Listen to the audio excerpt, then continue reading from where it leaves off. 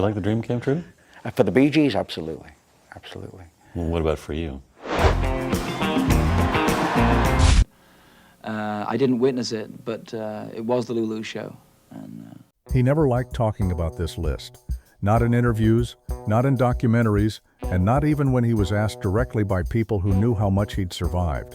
But when Barry Gibb turned 65, something shifted. Age does that, loss does that, silence does that. And on one of those quiet nights, the kind where memory is louder than music, Barry finally admitted there were 7 women who nearly broke him. Not all in the same way, not all with the same kind of wound, some with heartbreak, some with distance, some with truths too heavy to carry, and some with secrets he never planned to reveal. Tonight, you'll hear the list he kept hidden for decades, and it begins with the woman who taught him what heartbreak felt like before the world ever knew his name. Before we begin, make sure you're subscribed to RetroWaves, where the biggest names in music finally get the stories they never told. Now, let's go back to the beginning, to the first woman Barry ever truly loved, and the first woman who ever walked away.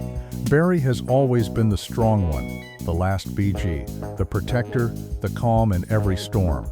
But long before the fame, long before the stadiums, long before the world called him a legend, Barry was just a teenage boy trying to survive a kind of heartbreak he wasn't ready for.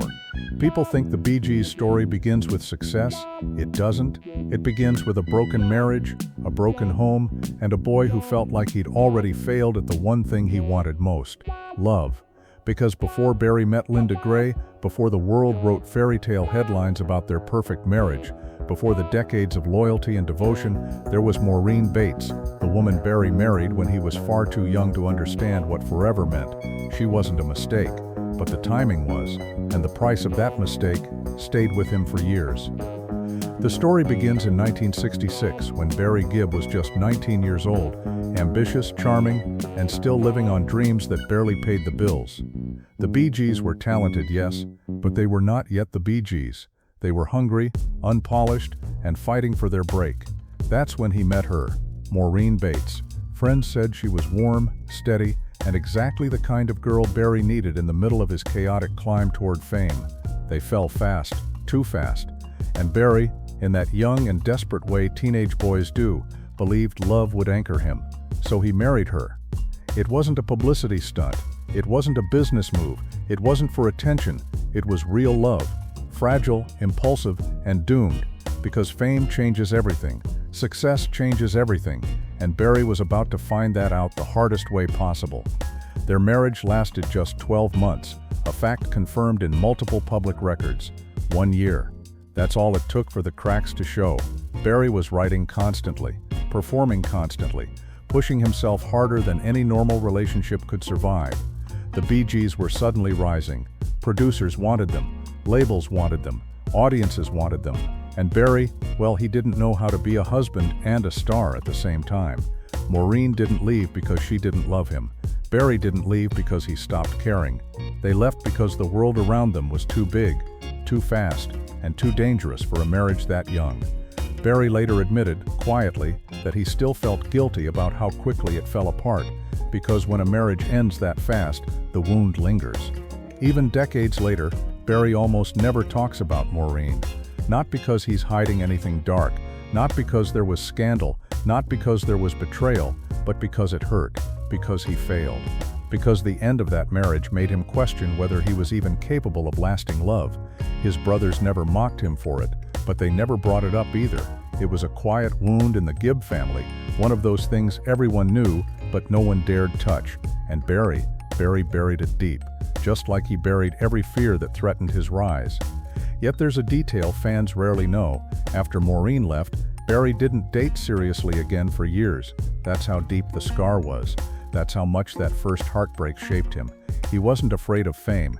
He was afraid of failing at love again. Maureen Bates did not try to destroy Barry. She didn't betray him. She didn't use him. She didn't break him intentionally. But her leaving, that broke him in a way nothing else had. Because Maureen represented innocence, the last moment before the world claimed him, the last moment before pressure erased his youth. And when she left, Barry lost more than a wife. He lost the version of himself who believed love could be simple. He never blamed her, not once, but he never forgot her either, and when Barry turned 65 and quietly admitted there were 7 women who nearly broke him, he said her name first, because every heartbreak after her started with the scar she left behind. But Maureen wasn't the only woman who shaped Barry's darkest years. There was another one, whose story wasn't just personal, it shook the entire Gibb family. And when her name came up, even decades later, Barry's voice changed. Not with anger, not with regret, but with something that sounded almost like fear. Someone he loved, someone he trusted, someone who affected not just him, but his brothers too. Someone whose presence turned the Bee Gees' world upside down. And her name is the one fans always whisper about. Her name carried a different weight, not because she was cruel, not because she betrayed him, but because her presence sent shockwaves through the entire Gibb family. When Barry was asked at 65 which women nearly broke him, he paused at this one, not long, but long enough for people who knew him to understand. This wasn't a simple wound. This was a memory wrapped in loyalty, jealousy, family pride, and a quiet kind of pain that only brothers can feel.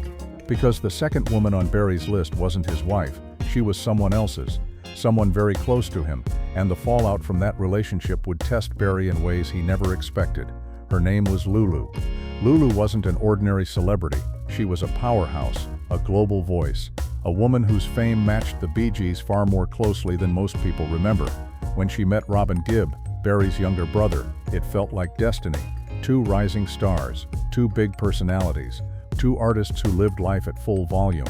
But what nobody saw then, what only the Gibb brothers felt deep in their bones, was how Lulu's presence slowly pulled the family into a quiet, emotional tug-of-war, not because she wanted to, not because she was malicious, but because Robin loved her with a fire that sometimes burned the people around him, Barry included. When Robin and Lulu married in 1969, Barry was genuinely supportive. The Bee Gees were already becoming international stars, but Barry's bond with his brothers was tighter than fame, tighter than money, tighter than ego. But Robin's marriage wasn't calm. It wasn't ordinary. It wasn't built on the same quiet foundation Barry eventually found with Linda. Robin and Lulu fought.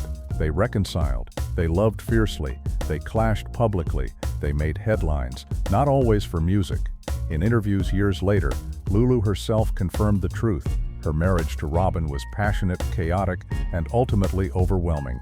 Barry watched all of it, not as a bystander, but as the older brother trying to hold a fragile family together while fame pulled everyone apart. And in those years, Lulu became more than Robin's wife. She became a symbol of instability and fear that the Bee Gees could break from the inside. When Robin struggled emotionally during the marriage, Barry was the one who absorbed the shockwaves. He was the mediator, the peacekeeper, the problem solver. But even he couldn't fix what happened next. Robin went through one of the most difficult periods of his life during the Lulu years, professionally, emotionally, and personally. Many verified reports confirm the Bee Gees split briefly, with Robin stepping away from the group. The marriage was not the sole cause, but it was part of the emotional storm surrounding him. And Barry? He felt the loss deeper than he ever admitted publicly.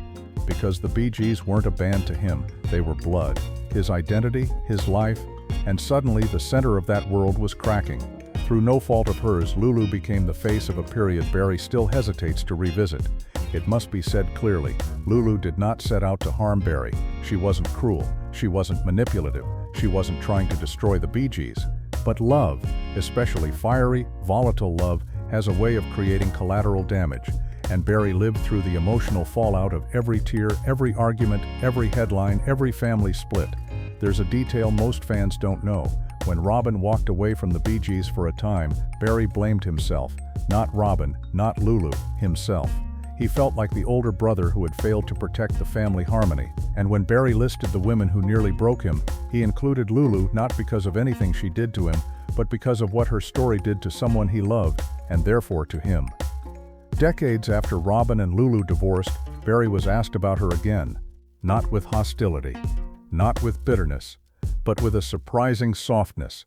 He described her as talented, powerful, a force of nature, but he also admitted quietly that her presence marked one of the hardest chapters in the Bee Gees' personal history, a chapter filled with separations, arguments, and emotional distance between brothers who were usually inseparable, a chapter that aged him, a chapter that forced Barry to confront the terrifying possibility that success could destroy the very people he cared about most. And that fear, that feeling of helplessness, is why Lulu became the second woman on Barry's private list of heartbreak. Not a villain, not an enemy, but a powerful emotional weight he carried long after the marriage ended. But Lulu wasn't the only woman whose presence rattled Barry on a level deeper than music, deeper than fame, deeper than family.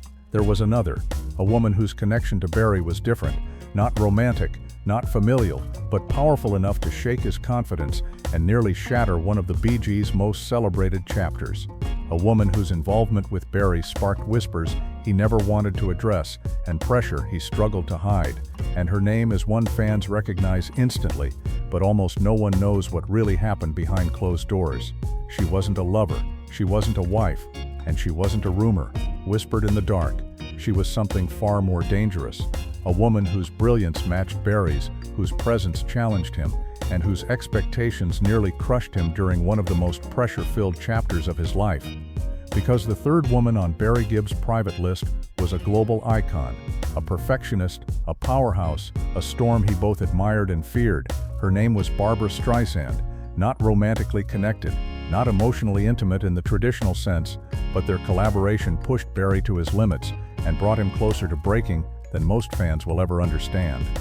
On paper, Barbra Streisand and Barry Gibb were a dream pairing, a legendary voice, a legendary songwriter, two giants at the height of their craft. Their album Guilty, released in 1980, became one of the biggest hits of Barbra's career. The two of them posed on the cover in white, smiling, glamorous, glowing in creative harmony. But behind that photograph was a truth far more complicated. Barbra was intense, Barry was intense, and working together meant pressure so heavy, Barry wouldn't forget it for decades. Barbra expected perfection, not good, not great, not impressive, perfection, and Barry, for the first time in years, felt something he hated feeling, not good enough. Barbra Streisand is famously demanding, a truth she has openly admitted in interviews. She knows what she wants. She hears every flaw. She catches every missed emotion, every imperfect phrasing, every note that doesn't serve the story. Barry admired that about her, he respected it. In many ways, he needed it. But that standard pushed him so far past his comfort zone that the writing and recording of Guilty became one of the most draining creative periods of his life. Barry wasn't just writing songs. He was writing songs that Barbra would dissect piece by piece. Songs she would elevate or reject without hesitation. Songs that had to match the emotional weight of her legacy. It was thrilling, it was terrifying, and it took a toll he rarely discusses publicly. There are no scandals here, only pressure, expectation, and the silent battles creatives fight with themselves. During the making of the album, Barry experienced moments of genuine panic, not because Barbra was harsh, but because she was right. Her instinct was razor sharp. She could tell when a line wasn't honest enough, when a melody wasn't soaring enough, when an emotion wasn't deep enough, and each time she pointed it out, gently or firmly, Barry felt the weight of the world on his chest. He was used to being the master, the leader, the writer, who could create hits on command. But with Barbra, he felt exposed. One assistant who quietly observed the sessions later said Barry looked exhausted but electrified, like someone climbing a mountain and realizing the top was much higher than he thought. There were moments of friction confirmed by both camps over the years, not explosive fights, not dramatic confrontations, more like two brilliant forces pulling in opposite directions, both refusing to compromise their vision. Barry wanted warmth, Barbra wanted precision. Barry wanted emotion, Barbra wanted control. Not ease.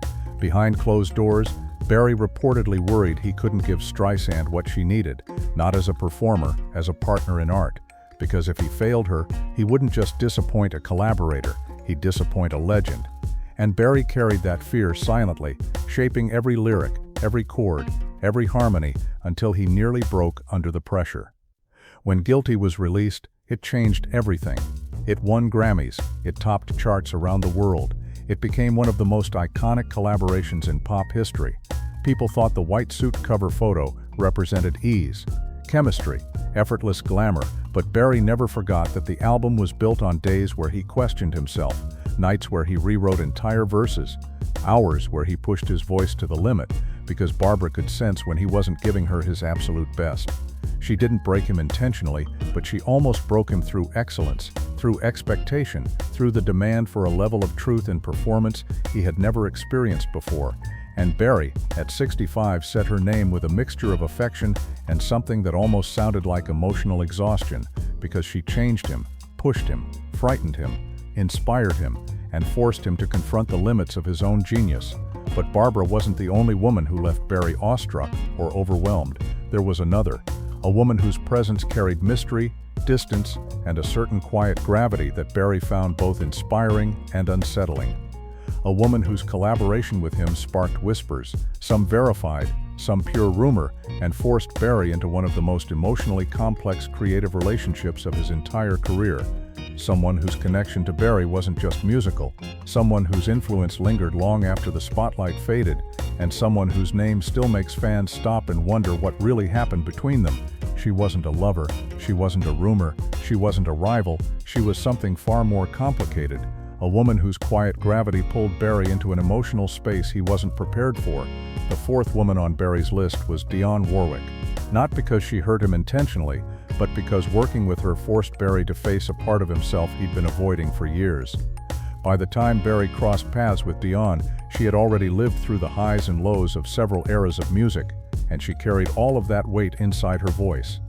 When Barry helped create Heartbreaker, he wasn't just writing a hit, he was writing for a woman who demanded emotional truth, the kind of truth that comes from real scars. And that demand shook him. Barry rewrote Heartbreaker again and again, not because Dionne criticized him, but because she needed a song that matched her life, her loneliness, her disappointments, her heartbreaks. Barry felt all of it. He poured himself into the project until he wasn't sure where her pain ended and his began. And that emotional closeness wasn't something he could walk away from untouched. Unlike Barbra Streisand, who pushed him with perfection, Dionne pushed him with vulnerability. She didn't want polish. She wanted honesty. And honesty forced Barry to reopen wounds he had buried beneath decades of fame and responsibility. He later admitted, carefully, that writing for others sometimes cost him pieces of himself. Most people never realized he was talking about Dionne. There were soft, unverified rumors among fans that their connection was more than musical. No proof, no evidence, no confirmed story behind those whispers. The truth, based on verified history, is simpler. They connected on an emotional wavelength that mirrored their shared losses, and emotional closeness can be just as overwhelming as romance. Heartbreaker became a global hit. Dionne thanked the Bee Gees for reviving her sound, but Barry carried the cost quietly. He had given her a song built from the deepest parts of himself, and in doing so, he realized how easily he could lose pieces of who he was. That realization frightened him more than anything, and that is why Dionne, not a lover, not a flame, not a heartbreak, became the fourth woman who nearly broke him. She reminded him that even legends have limits, and his heart wasn't unbreakable. But the next woman on Barry's list wasn't a star, wasn't a collaborator, and never wanted fame. She was the woman who could shake Barry with a single silence, who held his darkest fears in her hands, and whose absence, even for a moment, terrified him more than losing the spotlight, because she wasn't just part of his story, she was the reason he survived it.